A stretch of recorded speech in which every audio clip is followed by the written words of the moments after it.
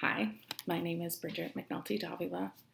I am a resident and a classroom 7th grade teacher in Lowell, Massachusetts.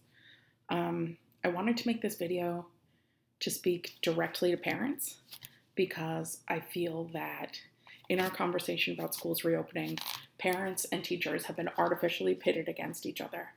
And I don't think that's real. I don't think that's true. I know there's a lot of overlap between the two groups. Many teachers are parents. And I feel like parents are getting one set of information from administrators and from politicians. And then since they're getting that information, they feel that teachers don't want to go back, maybe for ulterior or selfish reasons. I just want to set the record straight from my perspective. We love our kids. We want to go back. Yesterday, I was driving in my neighborhood and I saw one of my students and I honked and waved like I'd seen the Beatles. Like, it's pathetic. Last year when my kids and I were doing goal setting at the beginning of the year, my goal was to get a life and not be at school so much. We want to go back.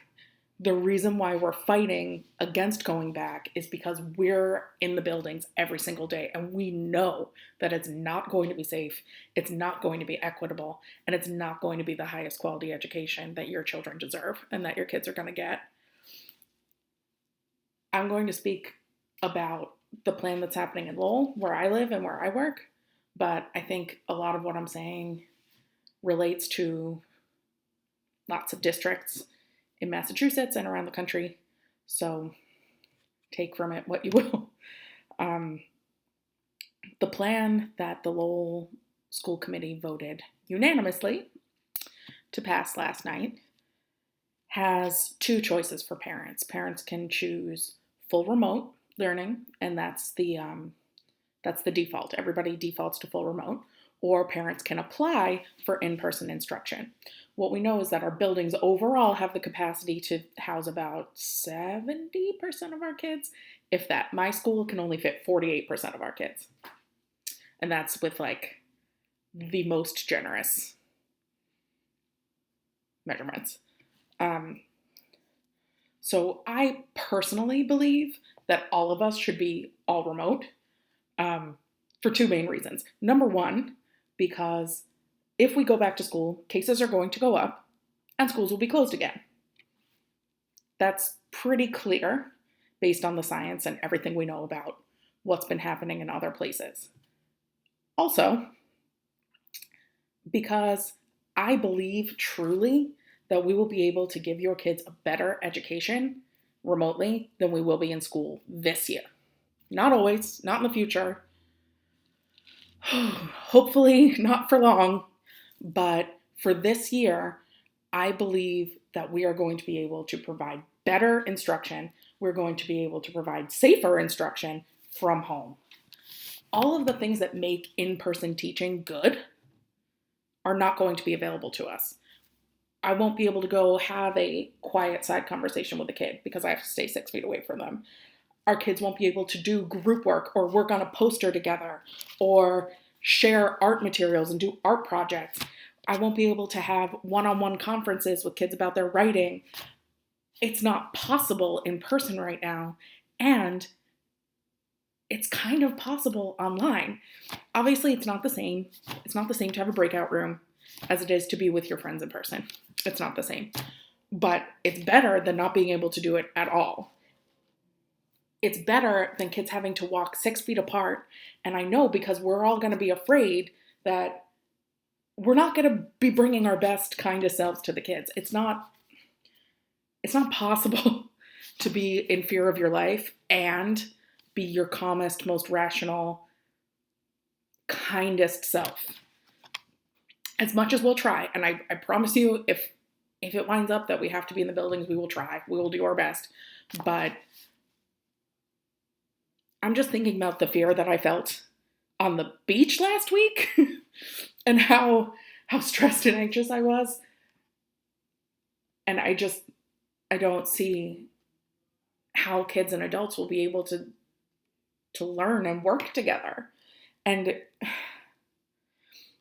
I'm so worried that, people are talking about, well, what are the consequences going to be if you don't wear a mask? What are we going to do if kids aren't complying? And when we talk about compliance, what we're talking about is policing. We're talking about policing Black kids. We're talking about policing Latinx kids. We're talking about policing kids with disabilities, all of our students, obviously, but those are the groups that are going to be the most negatively impacted, disproportionately, because that's what happens whenever we talk about management or compliance. We're talking about policing.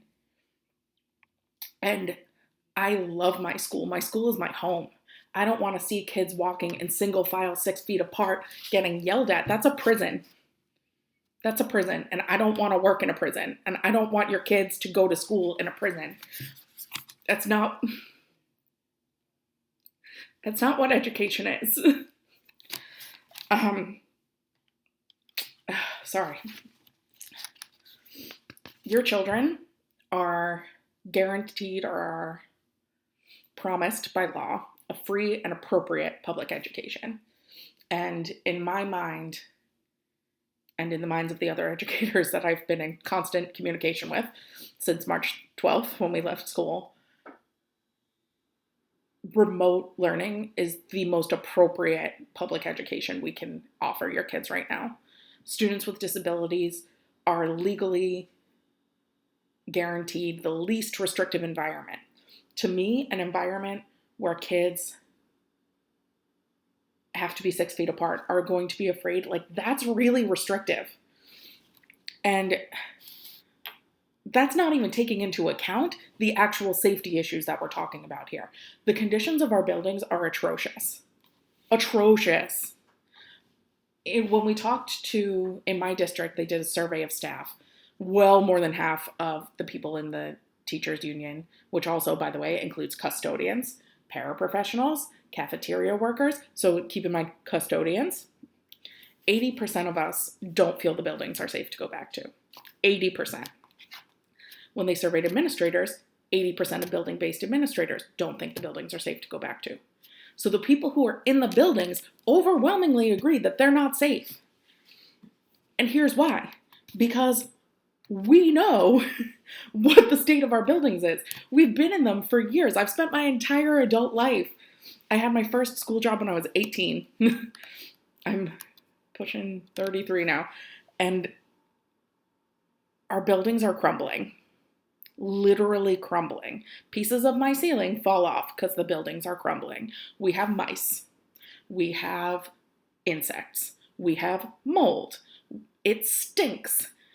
And most importantly, our HVAC systems do not work. 4 or 5 years ago, when I worked downstairs in my building, it was so cold in the winter that kids had to wear coats all winter long in my class. This year, in December, my room was routinely in the high 90s to low hundreds. One day I measured the temperature at 103 degrees at 7:45 in the morning when I walked into the building. 103 degrees. And we're expecting kids to be in these buildings that don't have air conditioning, that don't have air filtration, and where some windows don't open. We're not provided with fans. I buy my own fan. And it's still so unbearably hot. It's unbearably hot. And the kids do their best, and they try, and they won't be able to go to the water fountain. And we're expecting them to sit there for 50 minutes at a time for a whole class period with a mask on. It's not gonna happen because it's physically impossible.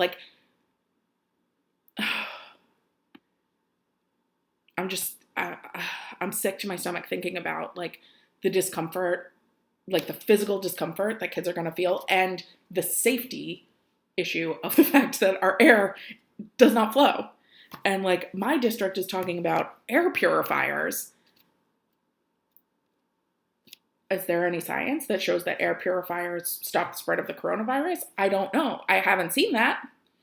If that fixes the problem, then great. Sounds like a ton of money to have an air purifier in every room. I don't know if maybe that air purifier money could be better spent elsewhere. I'm not sure. I haven't seen any science that shows that's going to keep us safer. And I think our kids and our staff deserve to be in an environment that's as safe as possible. I mean, ask your kids what their classroom physically is like. Ask them if it's comfortable. Ask them if there's airflow. Ask them if it smells okay. It doesn't. It doesn't. Our kids get nosebleeds in the classroom. It's dry. Our skin breaks out. It's not good. And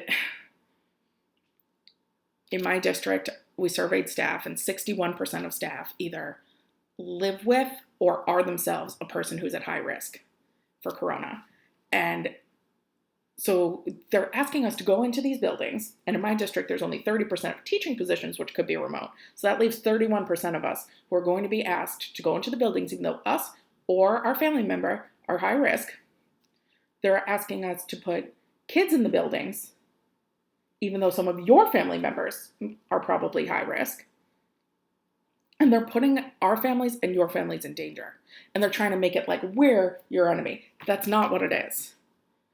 We should be partners. We both care about your kids' education. It's not right. The reason why administration, the reason why DESE doesn't want to go all remote and doesn't want to tell you that it's not safe for your kids to be in buildings right now is because then they will be forced to admit that it hasn't been safe for your kids to be in our buildings for years, that our buildings are filled with mold, that our buildings are filled with pests, and that our air quality is disgusting. And they don't want to admit that zero money has gone into fixing that problem. So they're going to pretend that it's all okay and put us all in danger for political expediency, and it's not acceptable. It's not fair, and it's not right for your kids, and it's not right for us. Also, in my district, something that came out in the school committee meeting last night that was not mentioned in parent forums, was not mentioned in staff forums, is that those kids who choose remote learning, which will be a good percentage of our kids, won't be taught by their teachers, but they will have a pre-packaged digital curriculum. So please ask your kids how they feel about the online learning platforms that they've had to use, like iReady, Apex, Reading Plus. Ask them about it. Ask them how enjoyable that is. Ask them how much learning they feel they got out of it compared to being taught by a teacher. So in my district, your choice is in person, which is A, not safe, B, there aren't enough spots for all the families who theoretically want to go in person, so we know there will be a lottery system, and C, will cause students to possibly be moved to different schools for the year because of busing, will cause teachers to be shuffled into some online academy. It's going to totally disrupt our school communities. Or get canned digital learning. Those are your two choices. And some of you who even choose the in-person option, which is not a good option in my opinion, are going to be forced into the canned digital learning. That is not a free and appropriate public education. It's not. Additionally, please don't judge what online instruction would be, what remote learning would be, based on what happened in the spring. The spring was a nightmare. We had no time to plan. We had conflicting messaging about whether school was mandatory or not. We had conflicting messaging about what we should be giving our kids to do. This would not be that.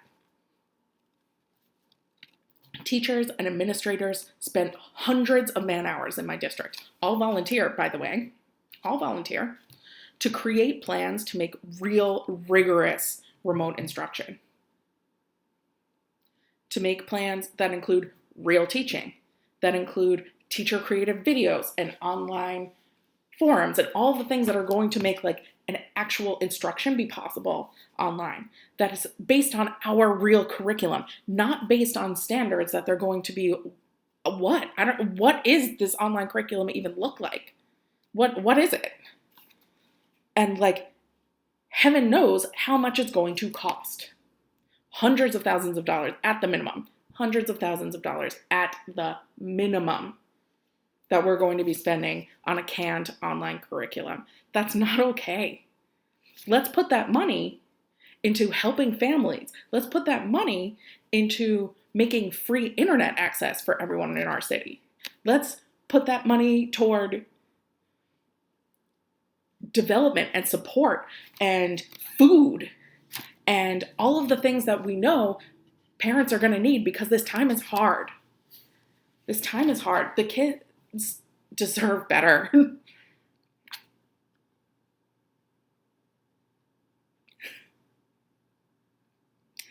Sorry.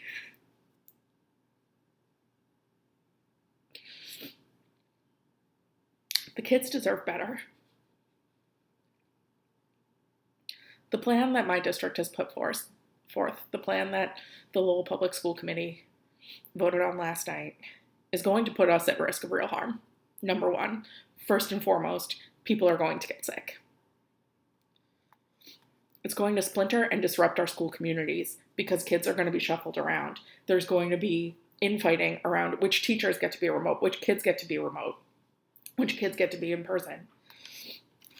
And I firmly believe that whether we're in school or at home using a canned digital curriculum, we're going to destroy our kids' investment in school.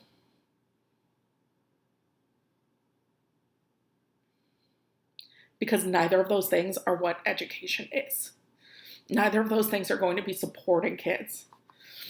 And there's a lot of talk about SEL and social emotional learning, which is a passion of mine. It's something I think is really important. The fact of the matter is that trauma is inevitable. We are in the middle of a pandemic. Over 160,000 Americans have died. This time is traumatic. Going into the buildings will be traumatic. We need to focus on harm reduction. We need to focus on saving lives. We need to spend our time and our money for schools and families to work in community together to figure out how we're going to make this work. And districts and the state are waiting for teachers to demand all remote. They're waiting for teachers to strike, or they're waiting for us to spend more unpaid man hours to figure out in-person plans and figure out that they're not going to work. Our government, the Department of Ed, our superintendent, our school board have ignored the voices of teachers, of custodians, of paraprofessionals, of principals, of cafeteria workers. They've ignored us. We have written letters, we've called, we've spoken at the school committee meetings. I actually signed up to speak at the school committee meeting, had a place in the line and never got a call, which I find quite interesting. So our only hope left is that families and educators can work together, because hopefully they'll listen to parents. We have to be a team, and we have to be strong for our kids because they deserve it. Thank you for listening.